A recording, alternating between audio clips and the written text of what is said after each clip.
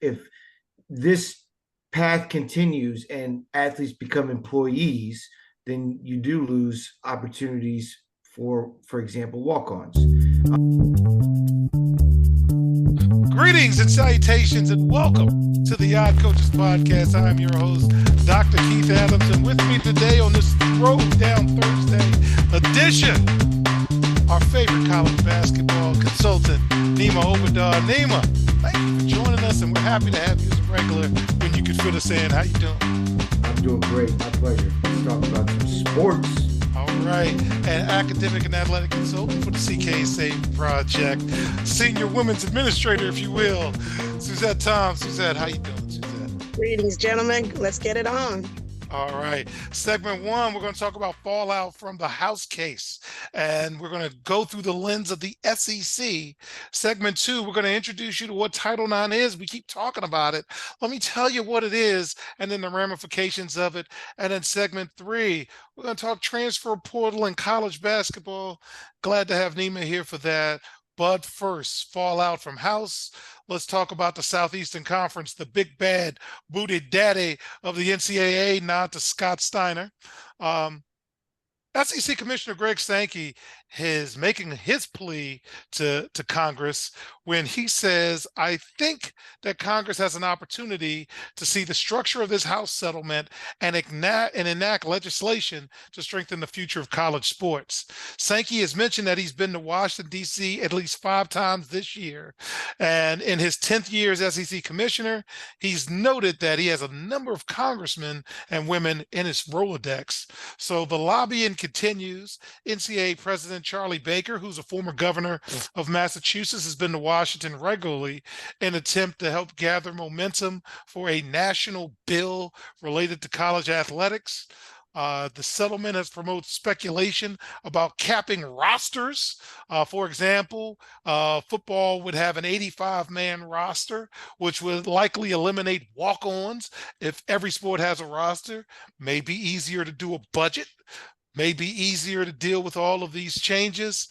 But man, it's a lot going on. So Nima, I want to give you the first crack at this.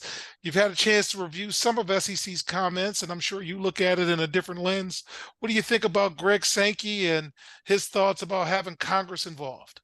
Yeah, obviously, Greg's priority is to position the SEC and then also position his member institutions in a way that they're going to succeed and survive, if you will.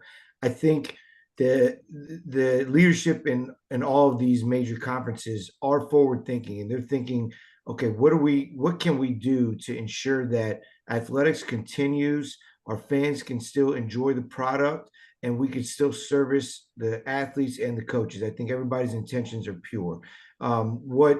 What's sad is, as you mentioned, if this path continues and athletes become employees, then you do lose opportunities for example, walk-ons. However, the compensation structure that's going to be coming for all athletics, it's unavoidable. It's something that is going to be very hard to standardize nationally, because even with the presence of compensation coming from the universities, the NIL component will still be there for boosters and donors to say, you know what, I know here's our quote unquote salary cap. I know that term hasn't been used yet in these House proceedings, but we're going to give you some more. And so you're never going to be able to level the playing field. You're never going to be able to equalize. You're never going to be able to standardize, in my opinion. But what they're attempting to do is to do that, and I think that is respectable. I think that's the way it should be, as the quality control component of college athletics.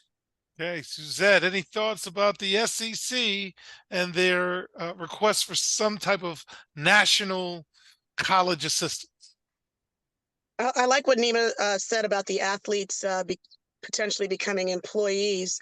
I believe it speaks to the politicization of sports, which is concerning. Now we have a little too many hands in the pot. I truly believe that Congress has bigger fish to fry than rosters, recruits, and rankings. However, it does shine a light on some transparency and opens up the door for a little bit more clear oversight without being oversighted. So my question for both of you, and I'll start with Suzette, is how do you feel about capping roster sizes? And the unintended consequence of that is the no more walk-on stories. But Suzette, you were an athletic director who dealt with a budget. A cap on rosters could be beneficial to future planning and budgeting. What do you say about capping roster sizes across sports? I believe that there are some benefits of capping the sizes. It makes it more manageable in terms of funding, budgeting, finances. When you speak to the NIL deals, you know exactly how much money is going to go out and who's going to get it. However, you know, those walk-ons now have something a little bit more to think about in terms of what school I'm going to go to, what opportunities, but it also opens up Big Brother and those big pockets to schmooze and line some of those student athletes who may be on the fence whether I want to come to this school or not. Nima, I'm curious to hear your thoughts because you've coached on all levels. And when I was coaching, a lot of schools would pick up guys that they might not necessarily want to play, but keep you from getting them with NIL and everything. The talent, as you've seen, has spread out across the country. I'm curious your thoughts on capping roster sizes across sports. Yeah, I think if you want to keep competitive balance and standardize, you have to, because there are institutions that are right now giving NIL to supplement for a roster. I'm sorry, for a scholarship, and you know that's a competitive advantage. I've coached a young man that was a scholarship athlete, was a starter at a mid-major institution, went to a prominent SEC program as a walk-on, where they were out of scholarships and became a starter for them. And you know, you just have an advantage now when you can say, okay, 13 basketball scholarships, but I can afford for 2 to 3 more players on my roster. We're now entering a space where you know this become if you're going to get the political arm involved. And Suzette, you're 100% right. Congress has got much better things to do than deal with roster sizes and all that. But now that there's millions and billions of dollars involved, yeah, you're shifting the competitive balance. And I got an extra 2 players because one of my boosters decided to pay for your education. That's a tricky deal. You know, the NCAA also has introduced legislation where if I am a student manager, I eliminated my eligibility moving forward to becoming a walk-on. There's institutions that start you as a student manager, so now I have extra point. So now, okay, if I become a walk-on, can I never become a scholarship player or something to that effect? That's going to be the baby step to the inevitable, which is capping. NBA rosters cap, NFL 53-man roster. So coaches, we're going to all adjust. We'll figure it out. But I think it is a necessary move. And yeah, we lose some of those Rudy stories, if you will, but we're gonna gain some competitive balance. Yeah, and to close out this segment, I've talked to some football guys, and they said 85 is too little because of this, that, and the other. And they said, if you give me 100, I'm good. Nima, what would be a good number in basketball for you if you were going to cap rosters? My football guy said, give me 100 and I'm good. 85 too little. What would you say, sir? I coached a Sweet 16 team where we had 9 scholarship players. Now we had 5 stellar walk-ons that we can use in practice. You lose those walk-ons. Now you're talking about, okay, let's bring some guys in that we know aren't going to play. As a basketball coach, I need 10.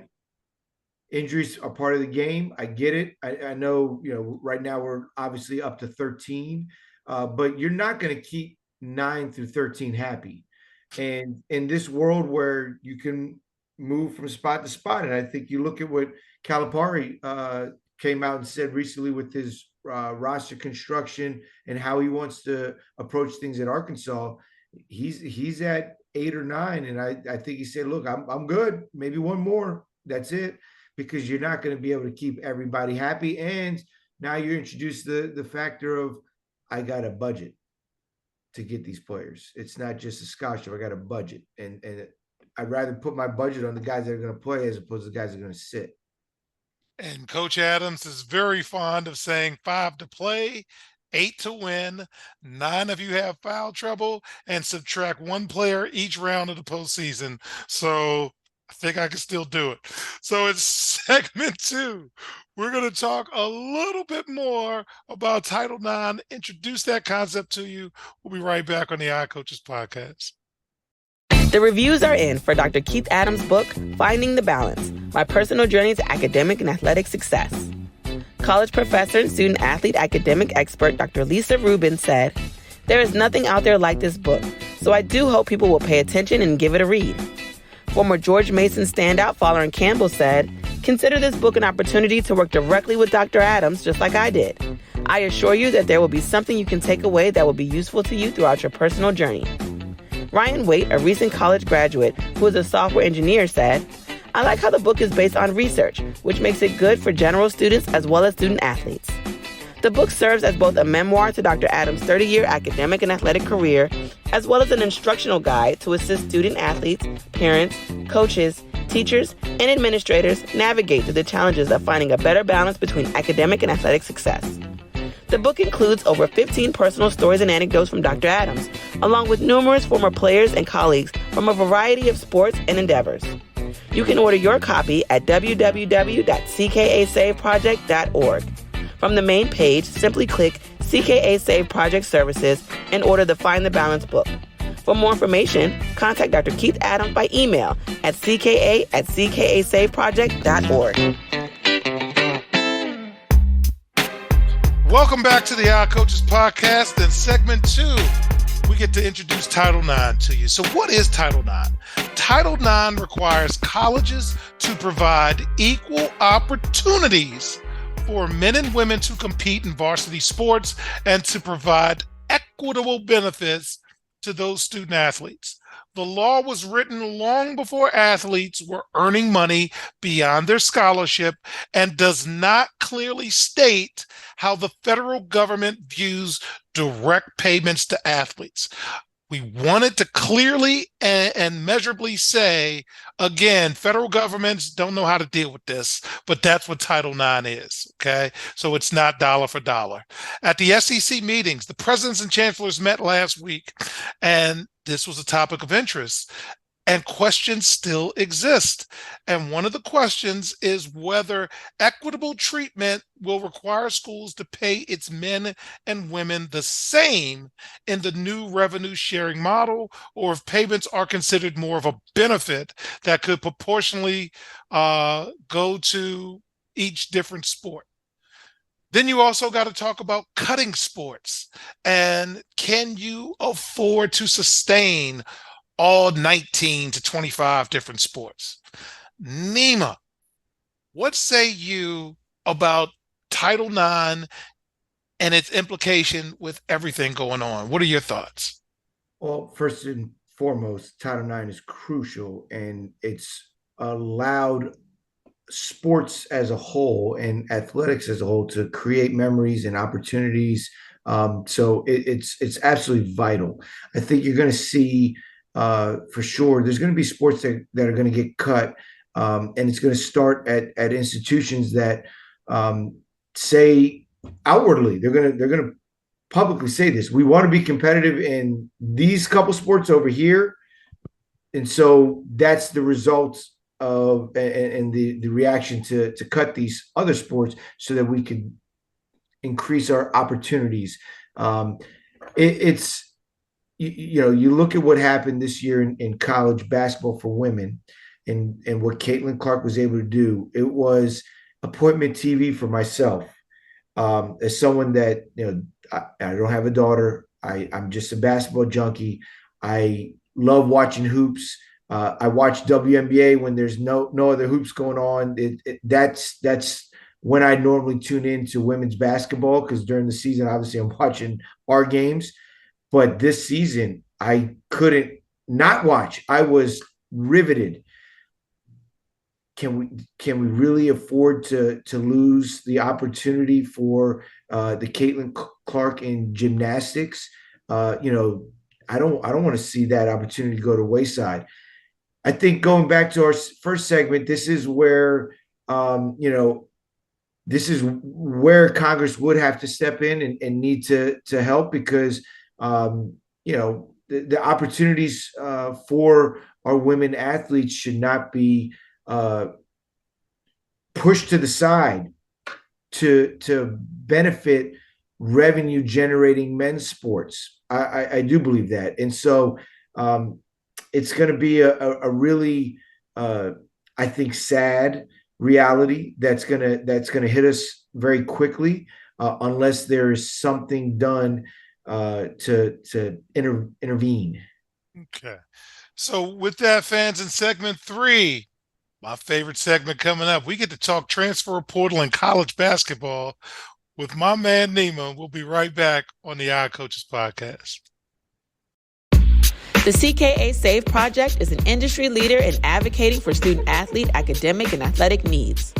Through academic and athletic enrichment, the CKA SAVE Project is on the forefront of the issues facing 21st century student-athletes. As student-athletes continue to struggle to find a better balance between academic and athletic success, the CKA SAVE Project offers academic and athletic services to support student-athlete academic success, including academic skills assessment, academic and athletic consulting, academic monitoring, academic and athletic workshops. For more information or to schedule a free consultation, contact Dr. Keith Adams by email at cka@ckasaveproject.org. Welcome back to the Odd Coaches podcast. In segment 3, we got some player moves. Guess who's back? So, fans who don't know, the NCAA deadline for withdrawing from the NBA draft to maintain college eligibility was last week. We've got some teams who've got some guys coming back, and we want to have that conversation. So, Nima, we're starting with UConn. Alex Caravan announced that he's withdrawn from the NBA draft and will return to UConn for his senior season, boosting the Huskies' chance for winning a third straight national championship. He was ranked 36 in the NBA draft rankings, and his return likely kicks UConn back into the top 5. What do you think about that move for UConn? I think it's scary. Alex has done it at a high level, and I think he would have done it at a high level in the NBA. Winning translates. That's the most important stat. If you know how to win, you're going to find your way in competition. The NBA rookie minimum, if you're on an NBA roster, is I think $950,000, in that ballpark. The veteran payout for a Power 5 player, especially one returning, is plus $1 million plus. And so what a fantastic opportunity for young people to have the option and the opportunity to not hastily say, I gotta go pro because I gotta take care of family. I gotta go pro because this is generational money that's on the table and I could possibly get hurt, i.e. Frank Gore and what ended up happening with him and Willis McGahee, I should say. I'm sorry. So now the colleges are able to compete and exceed what you're able to get in the NBA. Going back to segment 1, this is where, because there's not a standardized structure on payment, where Congress may have to step in, because clearly 50 states have 50 different laws as it pertains to NIL and payment, because each state senator is a lot pushing to make their football team and their basketball team the most competitive.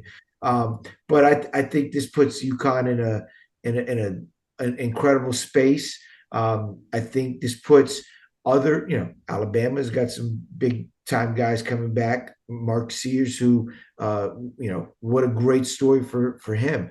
Young man that I personally recruited him out of high school. No offers, zero. Went to prep school, went to Ohio. Now he's at Alabama, his in-state school, which when you live in that state, that means a whole heck of a lot. And now he's coming back where he's probably making, I obviously don't know, but he's probably making more than he would have in the NBA. As a second-round draft pick. And now he's got a chance to compete for a national championship. To the core of it, this is what college athletics was supposed to be all about. We're supposed to retain and graduate. Here are two young men that we just mentioned that have been retained and are closer to graduation. That should be a win. I, for one, love it. All right. Arizona, Pac-12 Player of the Year, Caleb Love. He's withdrawn from the NBA draft. He's coming back to Arizona for his final season.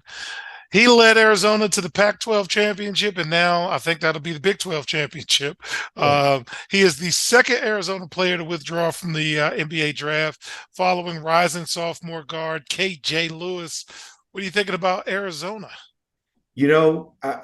I love watching Arizona. They play late, so I get to watch them a little bit more late nights when I can't doze off. I think the way that they play, the way that Coach Lloyd is position that program is, they're not taking a backseat to anybody. You think about in the NBA, we talk about small market versus big market, and there's this talk about how there's a competitive advantage for the Lakers and the Knicks versus Oklahoma City.